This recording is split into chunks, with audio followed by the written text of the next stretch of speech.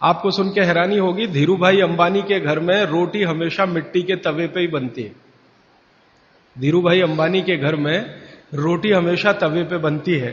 एक बार मुझे भी मौका मिला उनकी धर्मपत्नी श्रीमती कोकिला बहन से बात करने का कि आप ये मिट्टी के तवे पे रोटी क्यों बनाती हैं, ये तो पिछड़ेपन की निशानी है। ये ऐसा मैंने जानबूझ के बोला।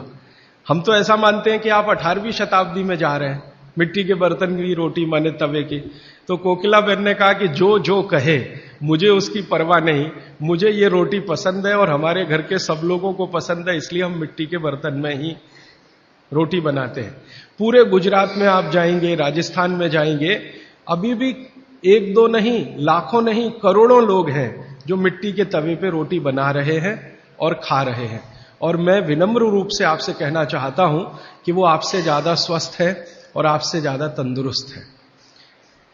अगर हमें अपना स्वास्थ्य और तंदुरुस्ती बना के रखनी है, बचा के रखनी है, तो ये बातें आपको अपने जीवन में, आचरण में उतारने की आवश्यकता है। और ये बातें अगर आपके आचरण में आती हैं तो कितनी बड़ी चीज होती है इस देश में कि अगर मान लो हिंदुस्तान में 112 करोड़ लोग हैं, 112 करोड़ लोगों में 20 करोड़ परिवार है, 20 करोड़ परिवारों में 20 करोड़ रसोई घर है। अगर 20 करोड़ रसोई घर में मिट्टी का तवा आने लगे तो 20 करोड़ तवा बनने लगेगा और लाखों कुम्हारों को रोजगारी मिल जाएगी जो बेरोजगार बैठे हैं, जिनके पास काम नहीं।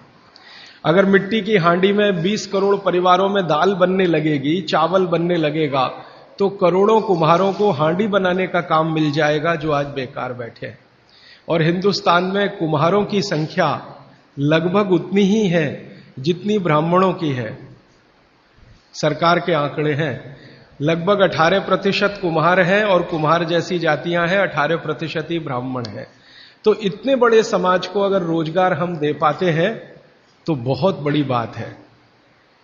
इसलिए अर्थव्यवस्था को भी मदद होती है, आपका स्वास्थ्य तो अच्छा रहता ही है। और मेरी जो मन की बात है वो आपसे मैं शेयर करना चाहता हूं कि मिट्टी से आपका जुड़ाव रहता है।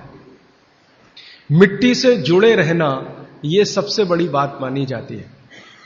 हम पता नहीं कहां कहां से चेन्नई में आए हैं, कोई बिहार से आया, कोई राजस्थान से, कोई गुजरात से, लेकिन अक्सर मन में आता है कि अपनी मिट्टी से जुड़े रहें। तो अपनी मिट्टी से चेन्नई जैसे शहर में जुड़े रहने का एक ही रास्ता है कि आप इन मिट्टी के बनाए हुए बर्तनों का इस्तेमाल करें। तो स्वास्थ्य की दृष्टि से तो बहुत ही अच्छा है और अर्थव्यवस्था के लिए भी बहुत अच्छा है।